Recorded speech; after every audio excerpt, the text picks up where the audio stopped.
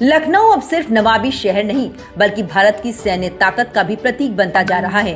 Green corridor पर अब नजर आएगा आसमान का शेर, स्वदेशी लड़ाकू विमान तेजस का मॉडल, जो न सिर्फ शहर की खूबसूरती बढ़ा रहा है बल्कि हर लखनऊ गुजरने वाले को देश की ताकत का एहसास भी करा रहा है। तेजस चौराहा अब लखनऊ का नया लैंडमार्क बन चुका है। क्या है इस तेजस मॉडल की खासियत और क्यों है ये खास, आइए जानते हैं।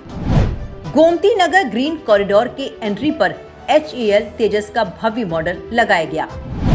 इसे समता मूलक चौराहे के पास बंधा रोड पर ग्रीन कॉरिडोर के पहले चौराहे पर लगाया गया है। अब इस चौराहे को तेजस चौराहे के नाम से जाना जाएगा। ये मॉडल लगभग 15 फीट लंबा है और इसके पंखों की चौड़ाई 9.5 फीट है। इसका कुल वजन लगभग 200 किलोग्राम है। बता दें कि रक्षा मंत्री राजनाथ सिंह की पहल पर यह model Hindustan aeronautics limited Bengaluru से विशेष रूप से मंगाया गया है। इसका मुख्य उद्देश्य शहर का सौंदर्यीकरण करने के साथ साथ भारतीय सैन्य शक्ति और आत्मनिर्भर भारत के प्रति प्रेरित करना है।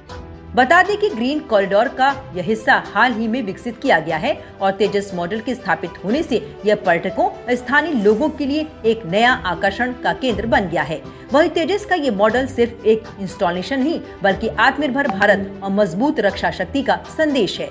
लखनऊ की सड़कों पर अब हर गुजरने वाला इस तेजस को देखकर गर्व से भर उठेगा। इसके साथ ही लखनऊ की सड़कों पर अब सिर्फ ट्रैफिक नहीं बल्कि देशभक्ति की झलक भी दिखाई देगी। 2027 के शुभारंभ के अवसर पर पूरे प्रदेशवासियों को हृदय से बधाई देता हूं और विश्वास करता हूं कि हमारा हर प्रदेशवासी इस अभियान का हिस्सा बने। यूपी में अब जनगणना का तरीका पूरी तरह बदलने वाला है। पुराने तौर तरीके और कागजों का झंझट अब खत्म हो जाएगा। अब सब कुछ होगा एक ही प्लेटफॉर्म पर, क्योंकि अब सब कुछ डिजिटल होने जा रहा है। दरअसल मुख्यमंत्री योगी आदित्यनाथ ने लखनऊ में अपने सरकारी आवास से हमारी जनगणना हमारा विकास के संकल्प के साथ प्रदेश में जनगणना 2027 के पहले चरण का औपचारिक शुभारंभ कर दिया है, जो इस बार पूरी तरह डिजिटल होने वाली है। ये जनगणना न सिर्फ डेटा जुटाने का तरीका बदलेगी बल्कि सरकारी योजनाओं को सीधे आप तक पहुंचाने का जरिया भी बनेगी। यूपी की करीब 25 करोड़ 70 लाख की आबादी को सही आंकड़ों के दायरे में लाने के लिए पहली बार डिजिटल और जातीय जनगणना कराई जा रही है। खास बात यह है कि आप इसे खुद अपने मोबाइल से अपनी जानकारी भर सकते हैं। तो ये डिजिटल फॉर्म कैसे भरना है और इस बार क्या क्या नया होने वाला है, आइए सब कुछ जानते हैं। सबसे पहले se.census.gov.in पर जाएं और लॉगिन करें। 10 अंकों का मोबाइल नंबर दर्ज कर रजिस्ट्रेशन करें। OTP वेरिफिकेशन और भाषा का चयन करें। अपना जिला, पिन कोड और नजदीकी लैंडमार्क चुनें। मकान और परिवार से जुड़े लगभग 33 सवालों के जवाब दें। प्रीव्यू बटन पर क्लिक करके सब चेक कर लें। चेक करने के बाद फाइनल सबमिट पर क्लिक करें। फॉर्म सबमिट होते ही स्क्रीन पर 11 अंकों की SEID मिलेगी। SEID संभाल कर रखें। जनगणना कर्मी के आने पर उसे दिखाएं।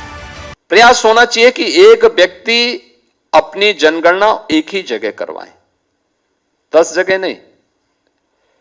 अनावश्यक रूप से कोई भी उसमें गलत तथ्यों का समावेश न हो। सही तथ्य और सही जानकारी हमें वास्तव में राष्ट्र के प्रति हमारे उत्तरदायित्वों के निर्वहन के प्रति एक नागरिक कर्तव्य के रूप में हमें हमारी जिम्मेदारियों का एहसास कराएगा और हमें उसका पार्ट बनना है। जनगणना का ये महाअभियान 2 चरणों में पूरा होगा। पहले चरण में 7 मई से 21 मई तक नागरिकों को स्वगणना यानी डिजिटल प्लेटफॉर्म पर खुद जानकारी भरने का मौका दिया गया है। इसके बाद 22 मई से 20 जून तक प्रदेश भर में तैनात 5,47,000 से ज्यादा कर्मचारी घर घर जाकर मकानों की सूची तैयार करेंगे।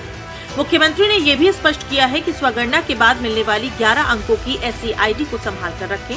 जब गणना कर्मी का दस्ता आपके द्वार आए तो उन्हें ये ID दिखाना अनिवार्य होगा।